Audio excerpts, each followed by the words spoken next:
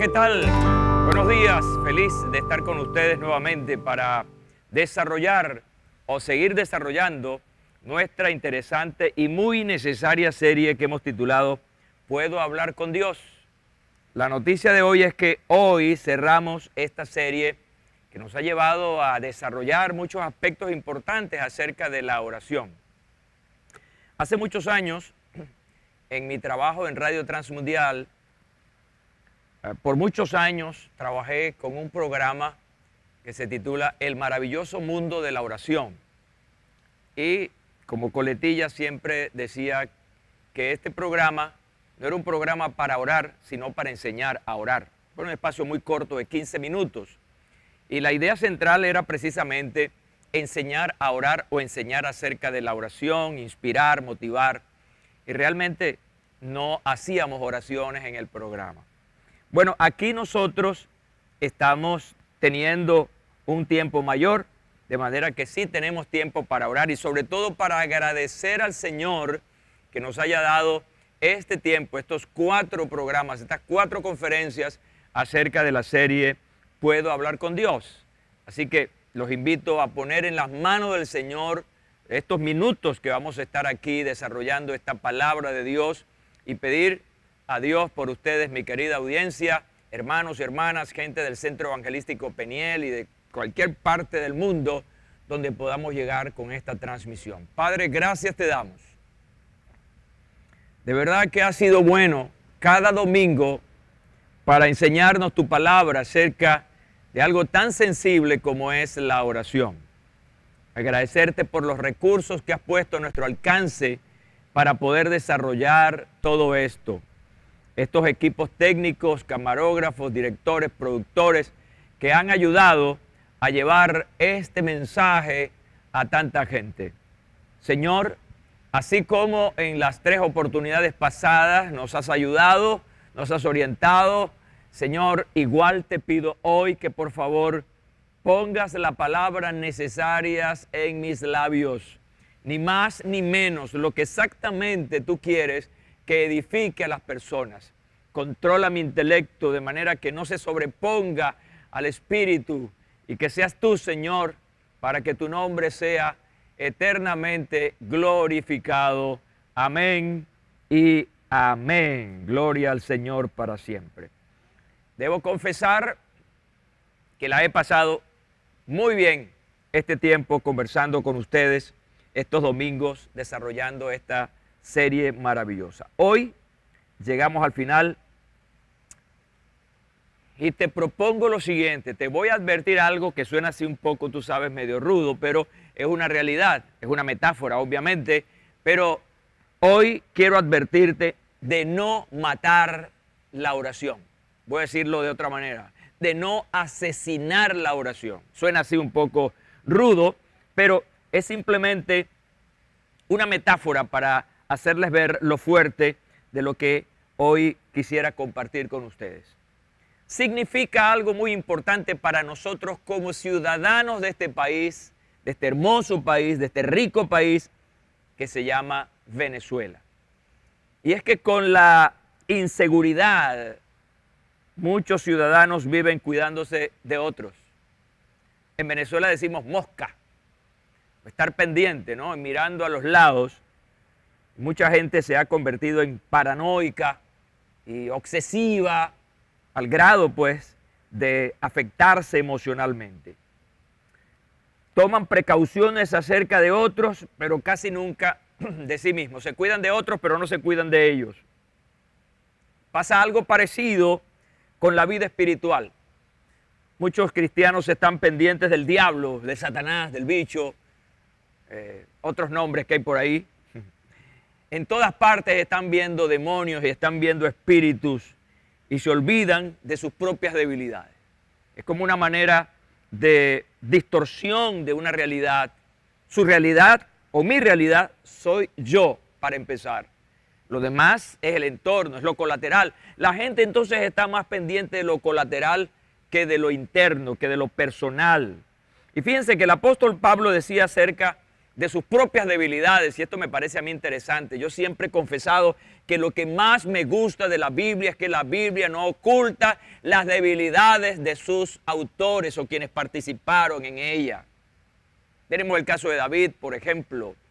Y el apóstol Pablo, en un acto de honestidad, hablando de sus propias debilidades, dice, porque el querer el bien está en mí. Ese es el deber ser. Pero no el hacerlo. Porque no hago el bien que quiero, sino el mal que no quiero, eso hago. Entonces, consciente de esa realidad, más adelante el apóstol declara, ahora pues, ninguna condenación hay para los que están en Cristo Jesús, los que no andan conforme a la carne, sino conforme al Espíritu. Para los que están haciendo notas, Romanos capítulo 7, versículos 19 y capítulo 8, versículo 1. Interesante esta exposición. Partamos entonces de que tenemos debilidades. Debilidades que debemos fortalecer.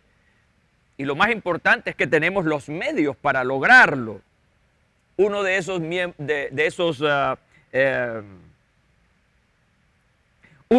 medios es la oración. Lo hemos estado hablando de manera reiterativa. Pero a su vez, ese medio de ayuda que se llama la oración tiene poderosos enemigos que están incluso dentro de nosotros mismos. Por esta razón, antes de cuidarnos del tentador, comencemos a cuidarnos de nosotros mismos. Y ese es mi punto de partida para hablarles hoy acerca de los asesinos de la oración. Y veremos aquí, en el desarrollo de esta conferencia, que pudieran estar ocultos dentro de nosotros como fantasmas y buscan que nuestra oración no logre su objetivo, que es llegar a la presencia de Dios y que sea respondida. De manera que es muy bonito el tema, hablar de la oración, de lo espiritual, de las cosas maravillosas, pero hay un atentado aquí contra la oración y que quienes atentan contra ella, pues están dentro de nosotros mismos. Así que voy a tomarme este tiempo para identificar estos asesinos de la oración, identificarlos y combatirlos para que primero sepamos quiénes son y segundo tengamos la voluntad, la decisión de combatirlos. El primer y gran enemigo se llama la hipocresía. Esta palabra es una palabra interesante porque tiene una connotación figurativa. Según el Diccionario Bíblico Ilustrado Caribe, el que pretende o finge ser lo que no es una transcripción del vocablo griego hipokritíes, que significa actor o protagonista en el teatro griego. Y dice el comentarista que los actores solían ponerse diferentes máscaras conforme al papel que desempeñaban. De ahí que hipócrita llegara a designar a las personas que ocultan la realidad tras una máscara de apariencias. Y eso lo estaba diciendo el Señor Jesús muy claramente, atacando la conducta hipócrita de los fariseos de su tiempo. Uno de los grandes enemigos del Señor, de su ministerio, fueron los fariseos, que siempre estaban buscando la forma de confundirlo, de hacerlo caer, de hacerlo quedar en ridículo. Pero el Señor siempre tenía una palabra muy directa contra ellos. Y una de esas era el ataque por la hipocresía de ellos, que solían hacer oraciones públicas, de poner cargas sobre los demás, pero ellos no eran capaces de obedecer y de estar en sintonía con aquello que oraban o con aquello que enseñaban. Y esto, trayéndolo a nuestro tiempo, es muy importante. Cuando nosotros no hacemos oraciones que estén en consonancia, en concordancia con la realidad, cuando no somos capaces en nuestra oración de confesar nuestros pecados, o no somos capaces de reconocer nuestra condición y elevar una oración muy bien acomodada, es un acto de hipocresía. La Biblia cuenta, hablando del Señor Jesús, de aquella historia de aquellos dos hombres que subieron al templo a orar. Uno era un publicano y el otro un fariseo. Y el fariseo estaba delante de Dios, supuestamente en esta oración, hablando acerca de todas sus bondades. Daba el diezmo, cumplía con los deberes de la ley, pero sencillamente estaba exponiendo sus obras y no exponiendo su corazón. Mientras que aquel publicano golpeaba su pecho y le decía a Dios, Dios, sé propicio a mí que soy un pecador. Uno estaba confesando sus pecados, sus debilidades, mientras que el otro estaba confesando sus buenas obras. Un estado claro de hipocresía. Una máscara delante de Dios para que viera una apariencia que no era. Y hay una cosa importante en esto. Podemos ponernos máscaras delante de personas comunes y corrientes y podemos engañar a cualquiera. Nuestras palabras pueden ser abultadas y pueden poner delante de otros una evidencia que no es. Pero el asunto es que delante de Dios todo nuestro corazón está totalmente descubierto. No hay nada oculto delante de Dios. Él lo sabe todo. Por lo tanto, una oración hecha a Dios, Él ya la determina cuál o qué tipo, qué calidad de oración es. Es una oración sincera, una oración del corazón, una oración con fe, una oración confiado en la palabra, o sencillamente es una palabra fundamentada en la autojustificación. Por lo tanto, no hay un momento de mayor, escuche bien, lo voy a decir de esta manera, no debe haber un momento de mayor transparencia que el momento de la oración. ¿Por qué? Bueno, porque estamos delante de Dios, ahí nada le vamos a ocultar a Él, nos conoce perfectamente, desde principio a fin. No tenemos la capacidad para ocultarle nada a Él. Es el mejor momento para la transparencia, el mejor momento para la claridad delante de Dios. No vamos a impresionar a Dios, como decía el domingo pasado, con nuestras palabras. No hay concordancia entre la palabra y los hechos, entre la oración y los hechos. Es una oración hipócrita y eso mata la oración, la asesina. No le da continuidad y mucho menos resultado. La ira y la contienda son también grandes asesinos de la oración. Pudiera estar relacionada esta situación con esto que he mencionado, el rencor, la falta de perdón. Ya el Señor Jesucristo lo enseñaba en su Padre Nuestro. Y perdónanos nuestras deudas, como también nosotros perdonamos a nuestros deudores. Luego declaró, porque si perdonáis a los hombres sus ofensas, os perdonará también a vosotros vuestro Padre Celestial. Mas si no perdonáis a los hombres sus ofensas, tampoco vuestro Padre os perdonará vuestras ofensas. Esta es una palabra muy clara, muy radical, muy centrada sobre lo que Dios realmente quiere de nosotros. Así que oraciones cargadas de ira, de rencor, de resentimiento, son oraciones que no van a llegar a ninguna parte. La Biblia dice que levantemos manos santas, sin ira y sin contienda. Una oración no debe ir contaminada a la presencia de Dios por el rencor y la falta de perdón. Dice Jesús que si vas al altar a llevar la ofrenda y recuerdas que tu hermano tiene algo contra ti, deja la ofrenda allí y ve y busca a tu hermano y reconcíliate con él. Y esto le está dando una importancia inmensa, una tremenda importancia a lo que significa la transparencia en nuestras relaciones interpersonales. Relaciones que no están bien claras, bien definidas, nos afectan a la hora de orar. Aún en el matrimonio debe haber perdón. Si no hay perdón en el matrimonio, en la relación de pareja, esa oración tampoco será escuchada. Y este énfasis es importante porque todo está señalando hacia dónde, hacia la oración. Así que hay como una condición importantísima para que esa oración pueda llegar a la presencia de Dios. ¿Cuál es? Una oración limpia de toda ira, de todo enojo, de toda falta de perdón.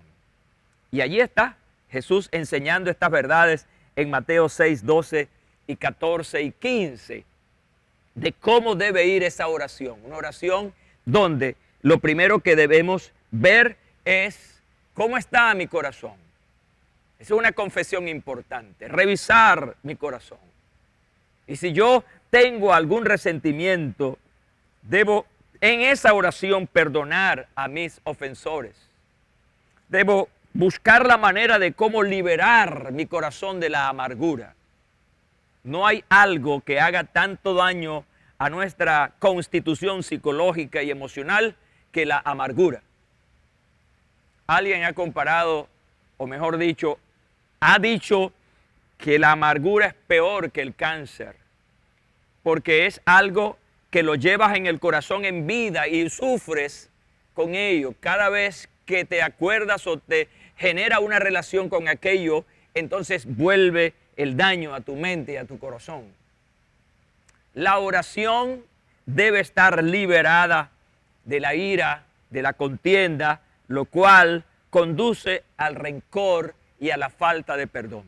Hay una máxima importante sobre esto que debemos aprender y aplicar a la oración práctica. ¿Cuál es?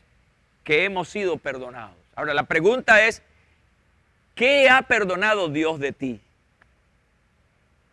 ¿En qué te ha perdonado Dios? Bueno, si viene a nuestra mente todas esas cosas, algunas nos van a generar una vergüenza, ¿verdad? Porque eran cosas terribles.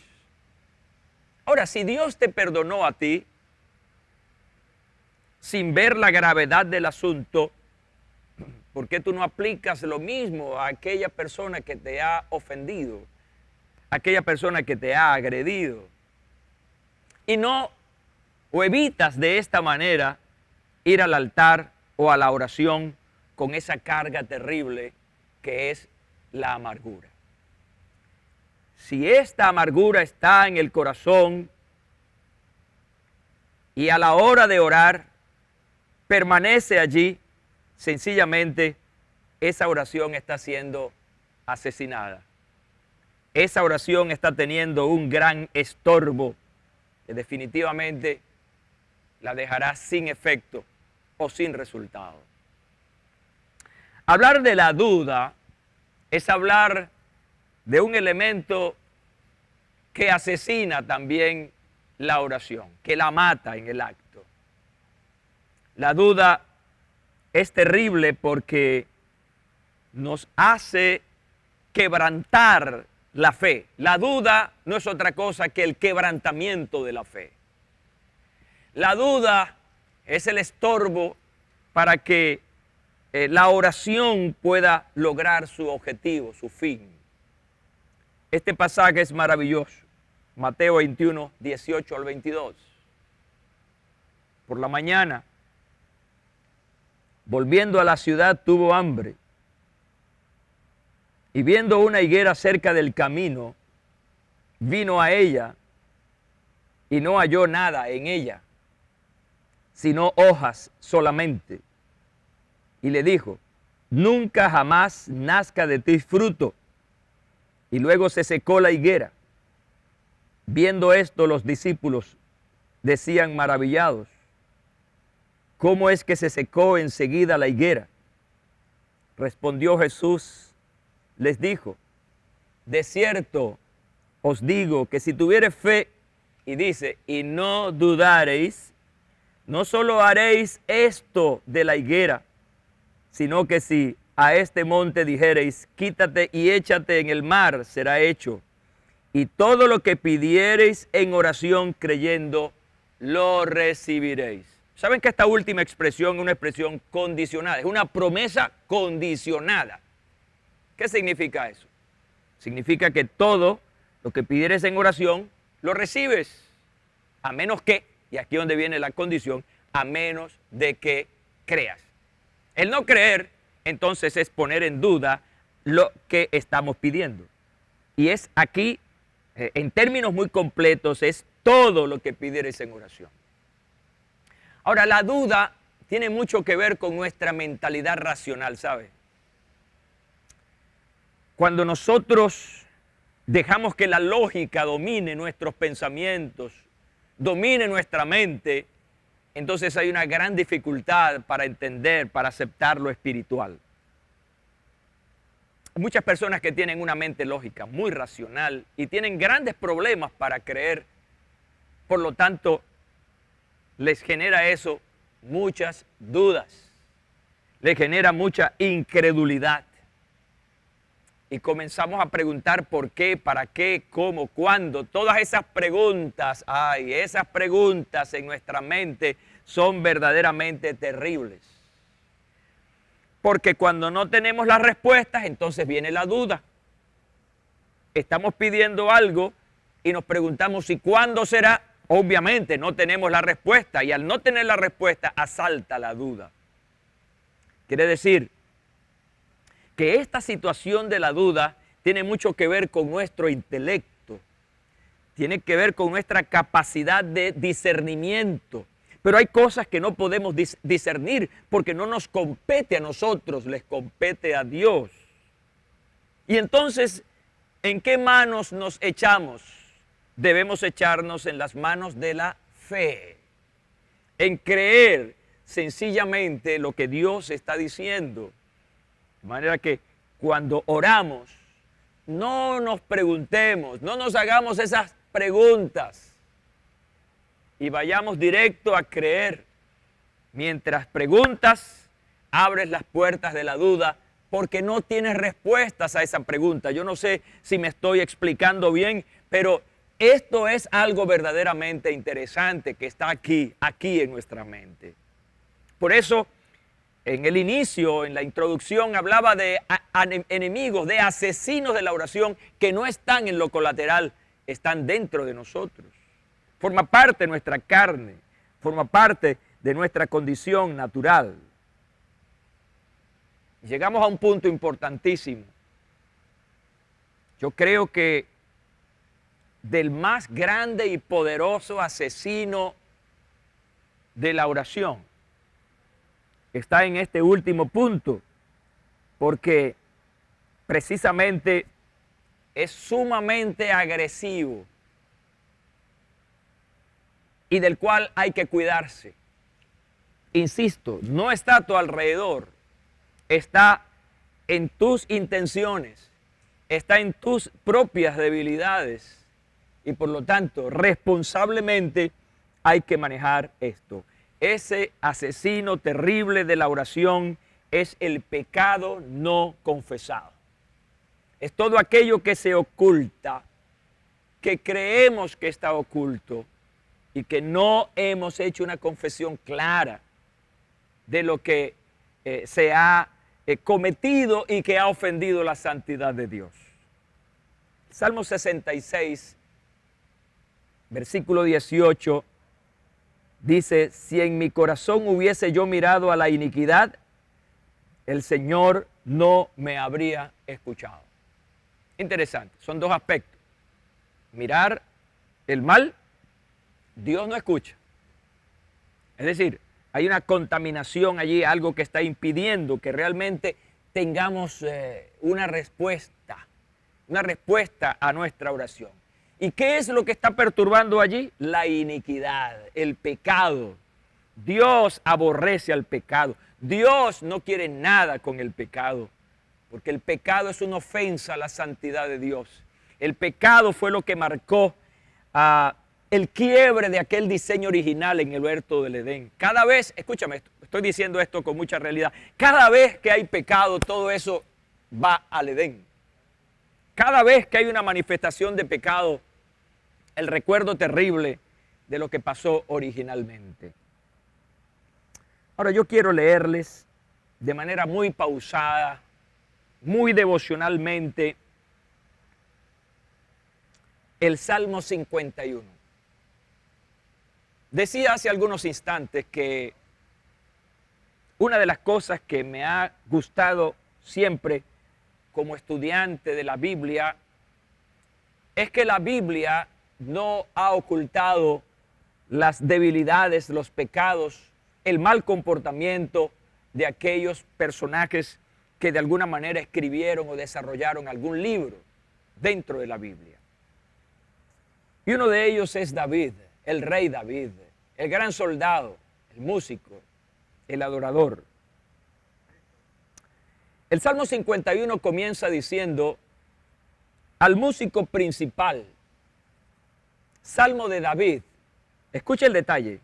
Cuando el profeta Natán fue a él, después que David tuvo relaciones, en este caso sexuales, con Betsabé. David peca, comete este gran pecado delante de Dios, porque aquí se involucraron dos pecados terribles, que fue el adulterio, pero también él se convirtió en un homicida intelectual del esposo de Betsabé. Y me imagino yo que este hombre, agobiado por la gran carga de pecado, porque déjame decirte que el pecado genera una carga terrible, una culpabilidad, una frustración, porque como decía Pablo, que queriendo hacer el bien no lo haces, te sientes mal contigo mismo y te sientes mal con aquellos contra quien has pecado. Así que hay una carga emocional terrible, una culpabilidad increíble.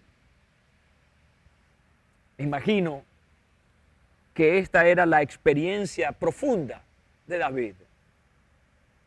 Y entonces escribió este salmo: ten piedad de mí, oh Dios, conforme a tu misericordia, por tu abundante compasión, borra mis rebeliones, lávame más y más de mi maldad y límpiame de mi pecado. Y aquí viene esta confesión: porque yo reconozco mis rebeliones y mi pecado está siempre delante de mí. ¿Qué les parece? Él no podía olvidar esa culpa. Él no podía olvidar lo que había hecho. Tremendo. ¿Y sabes cuándo una persona es liberada de ese recuerdo constante? Cuando es perdonado. Y aquí él está delante de Dios. Contra ti solo he pecado y he hecho lo malo ante tus ojos. Seas tú reconocido justo en tu palabra y tenido por puro en tu juicio. He aquí, en maldad he nacido y en pecado me concibió mi madre. He aquí, tú quieres la verdad en lo íntimo y en lo secreto me has hecho comprender la sabiduría. Esta expresión es maravillosa. He aquí, tú quieres la verdad en lo íntimo. A Dios no podemos irle con cuentitos y no, porque Él sabe perfectamente lo que pasa. Por eso Él aprecia, quiere, valora esa verdad en lo íntimo. Versículo 7, Él entonces dice: quita mi pecado con hisopo y seré limpio. Lávame y seré más blanco que la nieve. Hazme oír gozo y alegría y se regocijarán estos huesos que has quebrantado. El pecado oculto genera eso: tristeza, angustia. La alegría se pierde y hay un estado de quebrantamiento increíble. Dice el versículo 9: esconde tu rostro de mis pecados, borra todas mis maldades.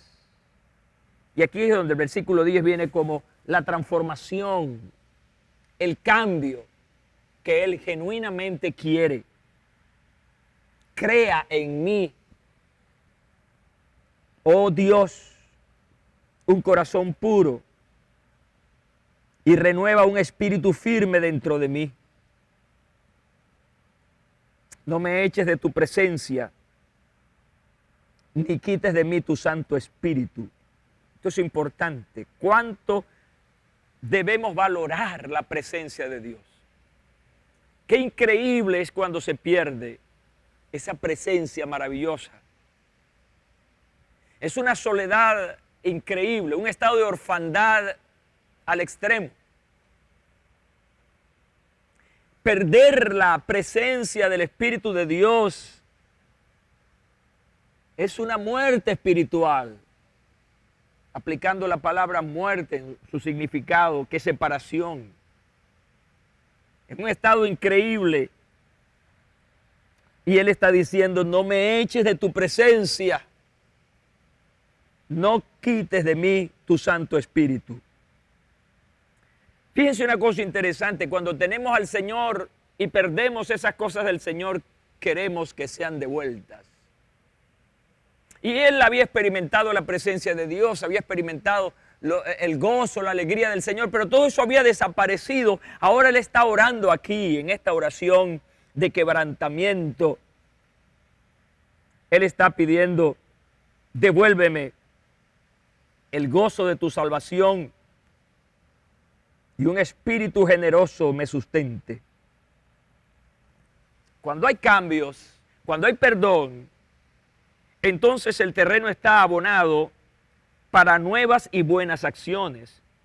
Una vez que eres perdonado, cuando ese pecado es confesado, entonces estás en capacidad de poder dar. El que está en pecado no puede dar nada, no puede transmitir nada.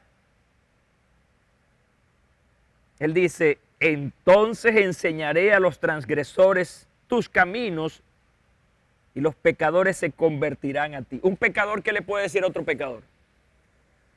Un transgresor de la palabra de Dios, ¿qué le puede decir a otro transgresor? Nada, son amigos del camino, como dice la canción.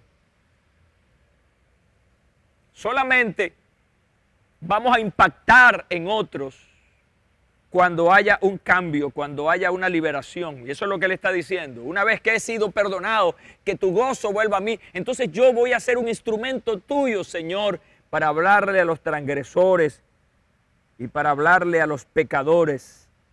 Y se van a convertir a ti. Versículo 14, él está diciendo, líbrame de homicidios. Porque realmente ese fue uno de sus pecados. Oh Dios, Dios de mi salvación, con regocijo cantará mi lengua tu justicia. Señor, abre mis labios, decía el salmista, y proclamará mi boca tu alabanza, porque no quieres sacrificio, y si doy holocausto, no lo aceptas. Los sacrificios de Dios son el espíritu quebrantado. Y dice una cosa hermosa aquí, al corazón contrito y humillado, no desprecias tú, oh Dios. Corazón contrito y humillado. La contrición es un quebrantamiento de tristeza. ¿Por qué? Bueno, porque ha pecado, porque ha ofendido la santidad de Dios. Y entonces, cuando vamos a Dios con un corazón contrito y humillado, Él no lo desprecia. Por eso quiero decirles hoy que no podemos andar en altivez contra Dios. No podemos ahí ir ante Dios en una oración que nos justifique, escondiendo. No, tiene que llegar el momento de confesar. Yo no sé a quién hoy Dios le está hablando. Yo no sé quién hoy en mi audiencia tiene cosas ocultas que le están matando la oración, que le están matando la devoción. Y la cuestión es que así no vas a crecer, nunca vas a crecer. Por más intentos que hagas, nunca lo vas a lograr. Esta mañana debe ser una mañana de liberación, de sanidad interior. ¿Por dónde comenzar, pastor? Por la confesión. Por muy duro que sea, pero más vale sufrir el agravio, la vergüenza, pero rehacer una relación hermosa y fructífera con el Señor. Hoy Aprendemos de este hombre que pecó, que ofendió a Dios, que destruyó una vida. Hablar con Dios con un corazón contrito y humillado. Haz bien a Sión con tu benevolencia. Edifica los muros de Jerusalén.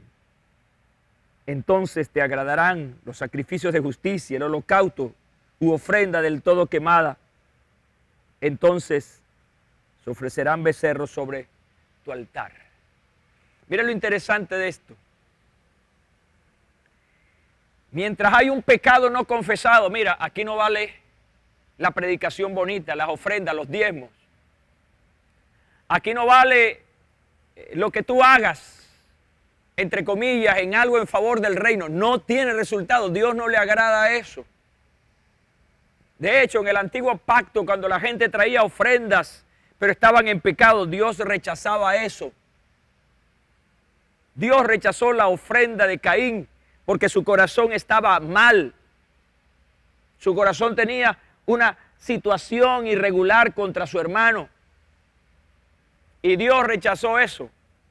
Y ahora, en este tiempo de gracia, que no hacemos sacrificios ni cosas de esas, pero sí tenemos algún tipo de actividad en favor de la iglesia, de la predicación, del servicio. Pero si no hay transparencia, Dios no está recibiendo nada de eso y lo aparta. Qué lindo es poder entrar a la presencia de Dios con confianza, con liberalidad, sabiendo que somos aceptos en el amado y que tenemos de Él la aprobación. La buena noticia que les tengo es que Él perdona. Hay gente que peca, que comete errores terribles y la gente no los perdona. Siempre va a estar en el recuerdo de la mente humana lo que hiciste. Pero Dios, Él sí perdona. Jeremías 31:34, y no enseñará más ninguno a su prójimo, ni ninguno a su hermano, diciendo, conoce a Jehová, porque todos me conocerán, desde el más pequeño de ellos hasta el más grande, dice Jehová. Y concluye, porque perdonaré la maldad de ellos y no me acordaré más de su pecado. Así que hoy los he llevado, los he transitado por el reconocimiento, la identificación de enemigos de nuestra oración. Hagamos que nuestra oración tenga vitalidad, que sea libre de cualquier perturbación. Aprendamos esto de la palabra de Dios y vayamos a Él con un corazón limpio, el cual no despreciará el Señor. Quiero que ores conmigo, por favor. Allí donde estés, no importa, pero quiero que repitas esta oración profundamente devocional en la presencia o a la presencia de Dios. Di después de mí, Padre Santo, te doy gracias por Jesucristo tu Hijo, a quien enviaste para perdonarme, para salvarme. Hoy me expongo ante ti con lo que soy, con lo que tengo. Conoces mi corazón. Hoy te pido, Señor, que perdones, me perdones toda comisión, pero también toda omisión. Libérame de todo peso, porque soy humano, soy frágil. Necesito tu ayuda. Ayúdame a ser lo suficientemente sensible para perdonar a otros, para que mi oración no sea perturbada. Señor, hoy estoy delante de ti porque necesito que mi oración no tenga perturbación, que mis oraciones delante de ti sean escuchadas y que yo reciba respuestas de ti. Te doy gracias porque tú eres un Dios perdonador y que solo esperas de mí un corazón contrito y humillado. Gracias, Señor. Gracias, gracias. Y hoy tendré la voluntad, la determinación de perdonar a otros, de buscarlos e iniciar procesos de reconciliación y de sanación en las relaciones personales. Te alabo, Señor, y te doy gracias. Amén y amén. Gloria a Dios para siempre. Bueno, nos estamos despidiendo, el tiempo se ha agotado, pero sé que la palabra de Dios corre y es glorificada en tu vida. Te espero el próximo domingo para iniciar una nueva serie que, igual que esta, también será muy, pero muy interesante y liberadora. A nombre de todo este equipo técnico que me ha acompañado todos estos domingos, les doy las gracias y los bendecimos y les doy un gran abrazo de despedida diciéndoles que les amamos. Dios me los bendiga a todos. Gracias.